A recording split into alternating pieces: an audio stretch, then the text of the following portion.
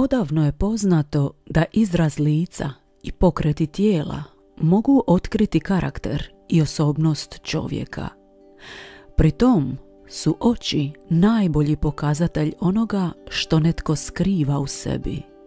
Oči su prozori duše ili ogledala duše. One nam otkrivaju na koji način djeluje nečiji um.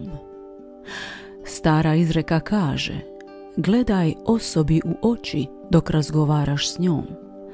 Kada komunicirate ili pregovarate, gledajte u zjenice i zjenice će otkriti prave osjećaje onoga drugoga. U očima piše sve. U njima se skrivaju misli, osjećaji, žudnje, strahovi, nade. Ljudi su oduvijek željeli dokučiti misli i osobnost onoga koga gledaju. Iz te želje razvila se i metoda fizionomija, teorija prema kojoj crte lica, kretanje i držanje tijela objašnjavaju duševne i mentalne karakteristike ljudi. Naročito se vodi računa o izrazu očiju i pokretima mišića oko njih, a stručnjaci iz ovog područja tvrde da se po tome najbolje mogu upoznati sklonosti, sposobnosti, nedostaci i osobine nekog čovjeka. Postoji i jedna nevjerojatna činjenica vezana uz ljudsko tijelo. Naime, organi i njihovi dijelovi različitog su obujma i oblika kod svakog čovjeka, a samo je oko izuzetak. Veličina šarenice ista je kod svih ljudi i iznosi 10 mm. Stara narodna vjerovanja kažu: očima se uvijek vjeruje više nego ušima, što nije bez osnove. Fizionomičari tvrde da su izrazi očiju povezani s gotovo svim pridjevima kojima se u psihologiji označavaju karakteristike osobnosti. Tako kažemo da je nečiji pogled melankoličan, sumnjičav, tup, miran, blag, jasan, veseo, izbezumljen, očajan, suzdržan, zabrinut, lažan, prostodušan, iskren, opušten i tako dalje. Oči uvijek odaju i laž, prevaru, loše namjere, ukazuju na prevrtljive i nepouzdane osobe, ali i na stabilne i staložene ljude u koje možemo imati povjerenja. Na primjer, smijeh pri kojem se pomiču samo mišići oko usana nije iskren, usiljen je i proračunat. Pravi iskreni smijeh pokreće sve mišiće oko usta i očiju. Pažljivom promatraču pogled otkriva i psihičko stanje, kao i ono što netko nosi u mislima. Kada nekoga procjenjujete na temelju pogleda, neka to bude po načinu na koji najčešće gleda. Znanstveni testovi pokazali su da postoji više od 300 izraza lica koji izazivaju različite emocije. Kako emocije proizvode izraze lica, može biti i obrnuto, pa nekim gestama možemo izazvati određene efekte na tijelu. Tako se, na primjer, kod osoba koje imaju uplašen izraz, puls ubrzava i raste tjelesna temperatura. Strah izaziva drhtanje, a bijes zagrijavanje tijela. Puls se usporava kod ljudi kada naprave izraz lica koji podsjeća na odvratnost ili gađenje. Živac koji utječe na lice povezan je s mišićima lica koji utječu na krvotok i tako izazivaju navedene slučajeve. Evo što se sve može, da tako kažemo, pročitati na licu neke osobe, a zatim kod svojih poznanika možete i provjeriti je li ova metoda ispravna ili ne. Jasan, uporan pogled imaju iskrene, dobronamjerne i sigurne osobe koje ulijevaju povjerenje. Bistar, sjajan pogled imaju oštroumni, veseli i znatiželjni ljudi koji vode zdrav i uspješan život. uglavnom su poletni, puni optimizma i drugi uživaju u njihovom društvu. Dug, topao pogled otkriva smirenu, nježnu osobu koja nam je naklonjena, voli nas i želi nam dobro. Tako nas najčešće gledaju otac i majka, kao i osobe koje nam vjeruju. Veseo, vragolast pogled najčešće upućuju mladi ljudi, ali i lakomislene, nepromišljene osobe sklone šali. Ponekad vam se može učiniti da su površni i previše opušteni, da lako praštaju i da za njih ništa nije problem. Živahan, nestalan pogled imaju radoznali, ekstrovertirani, nestrpljivi i brzi ljudi. Oni vide sve što se događa, brzo reagiraju i misle, ponekad ishitreno i nepromišljeno. Imaju puno energije i rijetko kada su bezvoljni. Umiljate oči, nježnog pogleda, krase blage, otvorene osobe, spremne na ustupke i davanja. Međutim, one to isto očekuju i zauzvrat. Pitom pogled imaju ljudi filantropi, spremni pomoći svima kojima je to potrebno. Oni imaju veliko srce, milostivi su, dragi i privrženi. Vatren pogled koji stvara dojam da će svakog trenutka iz očiju frcnuti iskre, odaje strastvenu, osjećajnu osobu, zaljubljive prirode, sklonu napadima bijesa i ljubomore. Takav pogled imaju i nestabilne osobe sklone čestim promjenama raspoloženja. Oštar, siguran pogled koji dostojanstveno šara po sugovornicima imaju hrabre, energične osobe koje su dobri vođe i kojima ljudi vjeruju. Ovaj pogled izražava bogato životno iskustvo, duhovnu zrelost, ali ponekad i hladno srce. Tmuran pogled sa skupljenim obrvama najčešće imaju osobe nezadovoljne životom, ali bez stvarne snage da bilo što promijene. Uznemiren pogled imaju ljudi koji nešto skrivaju, koje nešto muči ili čuvaju u sebi nešto što ih tišti. Oni često skrivaju oči, posebno kada lažu. Brz, sitan pogled otkriva sumnju, strah, nesigurnost, nevjernost, nestrpljenje i brzopletost. Obično ga imaju previše oprezni, sitničavi ljudi koji više razmišljaju o prošlosti nego o budućnosti. Opterećeni su lošim mislima i često odašilju negativnu energiju. Pogled koji se gubi u daljini odaje zabrinutost, odsutnost, ali i maštovitu i kreativnu osobu. Razočarani ljudi imaju, nazovimo to, ugašen pogled, bez sjaja, a umorne ugasle oči na blijedom, potamnjelom ili isušenom licu ukazuju na neuredan život ili dugotrajnu bolest.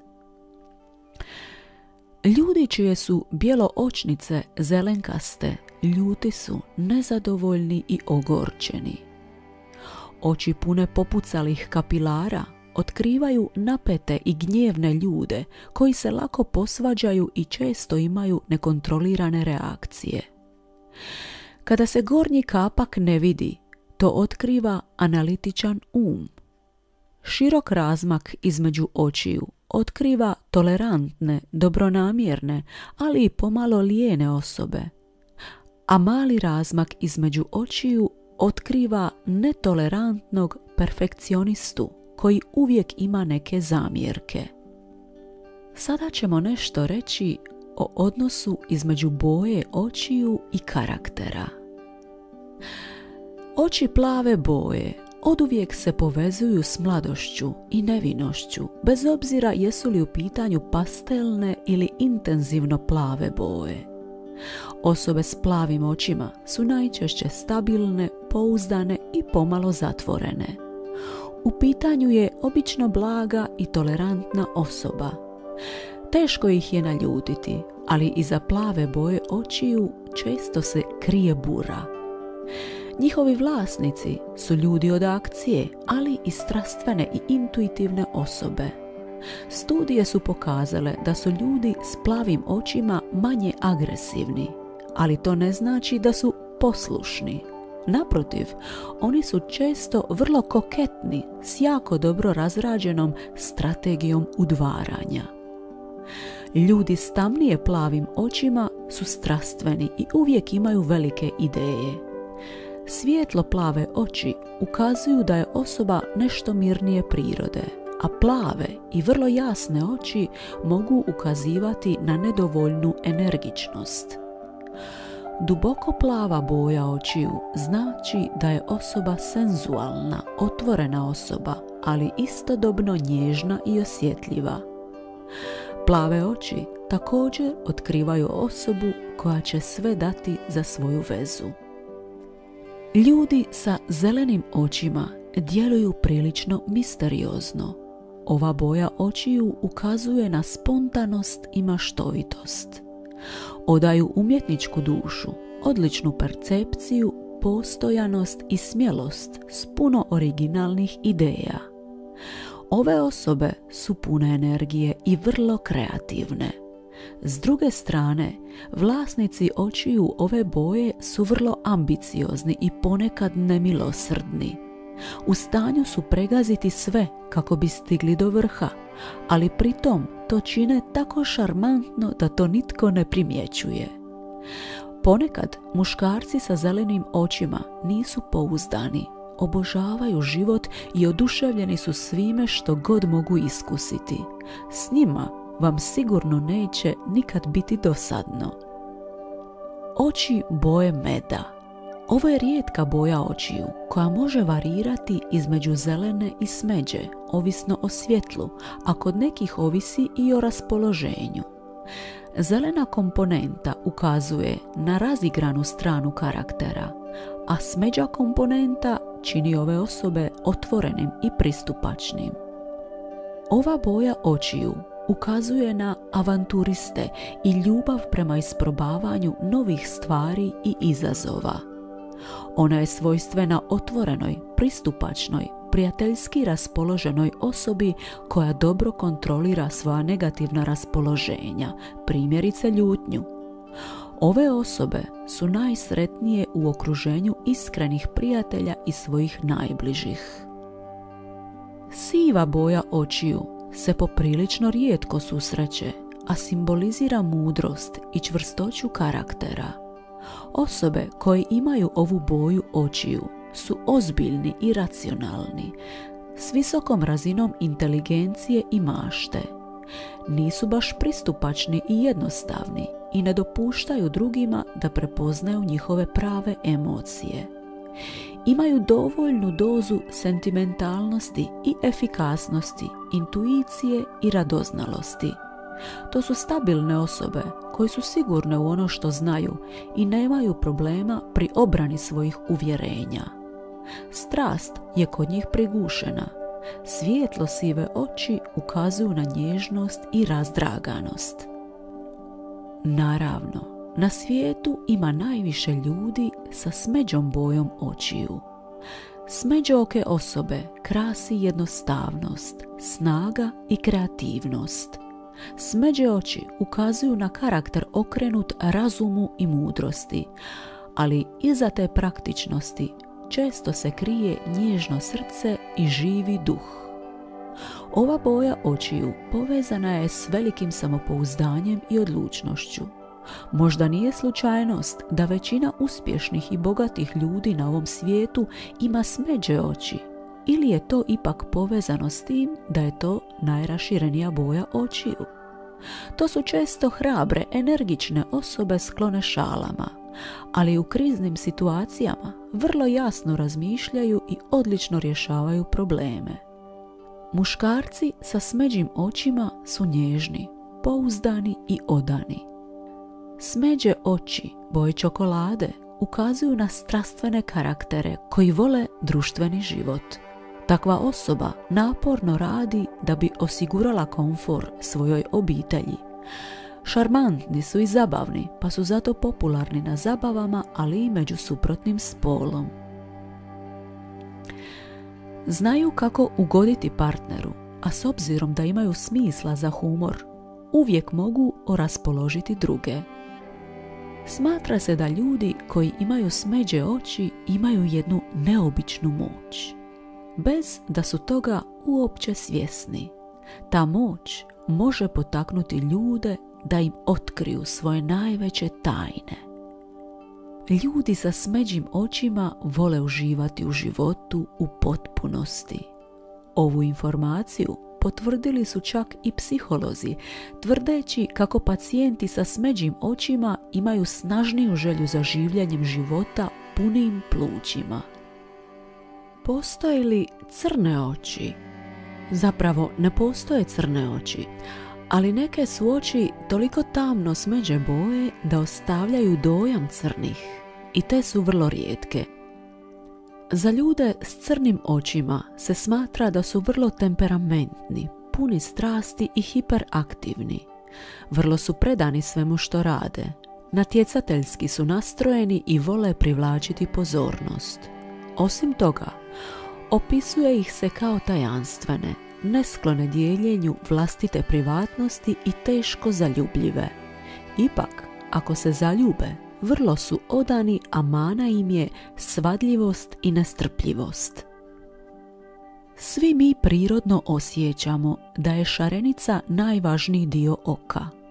Na primjer, kad kažemo da netko ima plave ili smeđe oči, mi zapravo mislimo na šarenicu, to jest na onaj šareni prsten koji okružuje zjenicu koja je crna. Međunarodna riječ za šarenicu je iris, pa otud dolazi i naziv vještine koju ćemo vam sada objasniti. Iridologija. Iridologija doslovno znači znanost o šarenici. Također se naziva i iris dijagnostika.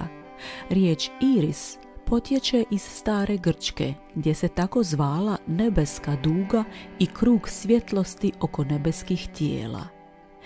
Iridologija je disciplina koja proučava mrlje, oblike i boje na šarenici i povezuje ih s radom tijela i organa. Dakle, iridologija na temelju čovjekove šarenice može odrediti njegovo zdravstveno stanje kao i eventualne bolesti ili nedostatke tijela. Iako su korijeni iridologije još nepoznati, nema nikakve sumnje da postoji veza između šarenice i zdravlja. Naime, znanstvenici su u mnogo slučajeva usporedili rezultate klasičnih medicinskih pregleda s rezultatima iris dijagnostike i pokazalo se da je iris dijagnostika otkrila isto toliko o tijelu pacijenta kao i bolnički pregled, ponekad i više. Iridologija koristi holistički pristup kao i većina alternativnih vještina. To znači da pristupa čitavom čovjeku, fizički i emocionalno. Osim toga, iridologija je uvijek povezana s prehranom, a ponekad i s ljekovitim biljem, kiropraktikom ili akupunkturom. Na osnovnoj boji šarenice mogu se pojaviti primjese drugih boja u obliku mrljica ili pruga. U modernom životu, punom nezdravih elemenata i štetne okoline, vrlo se često javljaju primjese u šarenici. Pomoću njih također dijagnosticiramo zdravstvene probleme. Evo nekoliko primjera. Žute primjese označavaju potencijalno loš rad bubrega i probleme sa žuči i mjehurom. Narančaste primjese mogu označavati teškoće prilikom razgradnje ugljikohidrata, što znači da slabo rade jetra i gušterača. Provjeriti imate li šećer u krvi. Ako se na šarenici pojavljuju smeđe pruge i mrlje, to znači da nešto nije u redu s jetrom. Danas je iridologija priznata disciplina koja se uči na medicinskim školama u Moskvi, Parizu, Grčkoj i Egiptu. Iridologija ima jednu prednost pred svim drugim metodama dijagnostike. Šarenica se mijenja prije nego što se pojave fizički simptomi bolesti. To znači da se pomoću iridologije bolest može spriječiti. Iridologija vam neće otkriti koju bolest imate, jer razne bolesti izazivaju slične promjene u tijelu, nego će vam reći kako se vaše tkivo promijenilo, na primjer upale, kiselina, otrovanje, začepljenje, stvrdnjavanje žila itd. Na svijetu ne postoje dvije iste šarenice, kao što ne postoje ni dva potpuno ista čovjeka. Prema tome, svatko od nas reagira drugačije i trebaju mu drugačije metode da ostane zdrav. Zato, dobar iridolog može prilagoditi program liječenja svakoj pojedinoj osobi na temelju podataka koje dobije od čitanja šarenice, razgovora o načinu prehrane, života i o osobnim ciljevima pacijenta. Iridolog mora imati sposobnost pronaći vaše slabosti i savjetovati vam lijekove i terapije koje će vam pomoći da živite na najzdraviji način. Neki poremećaji šarenice vrlo su vidljivi i možete ih lako otkriti čak i letimičnim pogledom. Na primjer, bijeli, debeli prsten oko vanjske strane šarenice iridolozi nazivaju prstenom kolesterola. Trebali bi provjeriti razinu kolesterola. Prsten također može značiti da imate neravnotežu u količini kalcija, što može dovesti do stvrdnjavanja arterija. Dalje, zjenica ima spljoštenu jednu stranu. Možda imate skoliozu, slaba ili bolna leđa, probleme s mišićima, druge tegobe s kičmom ili migrene. U drugim slučajevima, nepravilan oblik zjenice može značiti da prijeti kap, problemi sa središnjim živčanim sustavom, a ponekad i loš rad jetre. Neprozirna siva zona na gornjem dijelu šarenice znači da ste vjerojatno vrlo psihički aktivni, ali u mozak vam ne dolazi dovoljno krvi. To možete riješiti vježbanjem i prehranom. Ako zanemarite ovaj problem, mogli biste imati problema s pamćenjem. Sada ćemo se osvrnuti na jednu ezoteričnu temu, a to je tajna zlih pogleda ili urok. Zbog čega je i u modernom dobu neuništivo narodno vjerovanje u urok i urokljive oči, evil eye? Urok u stvari govori o jednom fenomenu. Čim se koncentriramo na nešto ili nekog, odmah stupamo u fini energetsko-informacijski kontakt, a da nismo toga ni svjesni, i između nas nastaje nevidljiva cjevčica kroz koju dobivamo tuđu informaciju i dajemo svoju. To se naravno može koristiti u dobre iscijeliteljske svrhe, ali i u zle svrhe. Većina ljudi čak i ne zna da posjeduje takve sposobnosti, ali svatko može provjeriti koliko je jak u toj oblasti. Na primjer, ako uporno gledate u potiljak nekoj osobi i to osobu natjera da se okrene, znači da imate dovoljno jaku energetiku i trebate biti vrlo oprezni, jer nesvjesno možete poremetiti tuđu unutarnju harmoniju, naročito kod ljudi čija je zaštita oslabljena, kod bolesnih, umornih i ljudi slabe volje i mentalnog zdravlja. Bioenergetičari smatraju da je pogled naročito opasno ubojito oružje. Kažu da je to svojevrsno oštro šilo koje može ne samo ogrebati našu nevidljivu drugu kožu, odnosno eterično tijelo ili dio aure, nego je i probušiti i prodrijeti unutar organizma i na taj ga način reprogramirati. Takvi energetski utjecaji nisu posebno opasni za zdravu, odraslu osobu. Ona posjeduje na auri nevidljivu zaštitnu opnu poput oklopa, koja kao druga koža prima na sebe sve energetske utjecaje izvana, prihvaća korisne i čuva od štetnih. Ali ponekad ni ona ne može izdržati jak udarac izvana, ugiba se ili se čak oštećuje tako da propušta tuđu energetsku infekciju koja nas odmah štima na svoje valove. A naše snage počinju curiti iz organizma kroz nastalu rupu umjesto da se brane protiv invazije. Ispostavlja se da taj štit u auri nije jednake debljine na svim mjestima.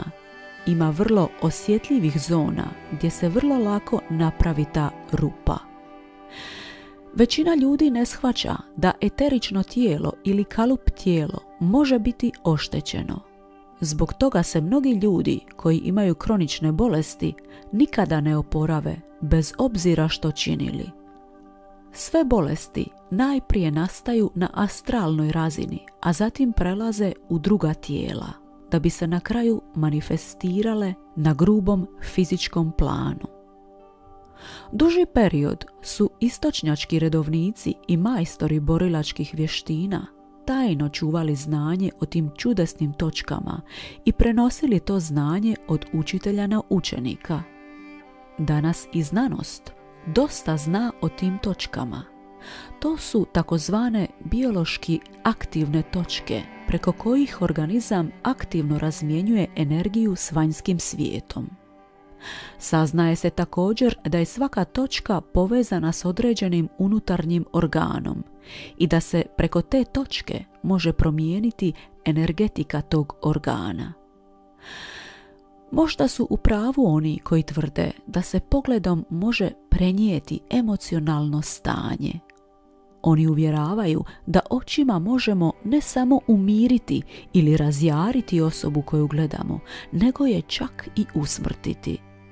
U narodu su odavno smatrali da pogled čovjeka koji je na samrti ima u sebi kolosalnu energiju koja može nauditi onima koji ga gledaju. Upravo za to je vezana tradicija da se osuđenicima pred smaknuće vezuju oči.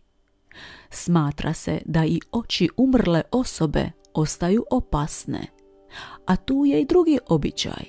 Pokojnicima posvuda zatvaraju oči, a ponekad i kovanice stavljaju na njih. Vjerojatno su mnogi od vas barem jednom imali dojam da ih netko gleda u potiljak, u leđa, a kada bi se osvrnuli, pogled bi vam se susreo s nečijim očima. Često se čuje i da bebu ne treba nikom pokazivati osim bliskoj rodbini dok ne napuni 3 mjeseca. Moguće je da u toj narodnoj mudrosti ima dubljeg smisla. Suvremeni bioenergetičari smatraju da su bebe u prvim mjesecima života naročito osjetljive na tuđu energetiku i da nemaju dovoljno jaku zaštitnu auru. Istraživanja su pokazala da je biopolje bebe u tom dobu 7 puta slabije nego kod odrasle osobe. Zato se preporučuje da se beba, bar do godine dana starosti, ne izlaže nepotrebno pogledima stranaca, posebno kada spava, jer je tada njena zaštita oslabljena. Na istoku se smatralo da čak i majčin pogled može biti štetan za dijete ukoliko je prepun negativnih emocija i da bebi treba prilaziti samo u smirenom stanju. To danas potvrđuje i moderna psihologija i pedijatrija. Kaže se da su oči ogledalo ljudske duše i uistinu je tako. Oči itekako svjedoče o svemu onome što se odigrava negdje duboko u nama. Oči su ekran putem kojeg prikazujemo na van sve ono što nam se taloži u umu, srcu i duši. Za kraj jedna narodna. Oči govore rječitije od usana. Oči zbore što im srce veli. Ako vam se svidio ovaj sadržaj, pretplatite se na naš Atma kanal. Ne zaboravite kliknuti na ikonu zvona kako ne biste propustili nijedan novi video.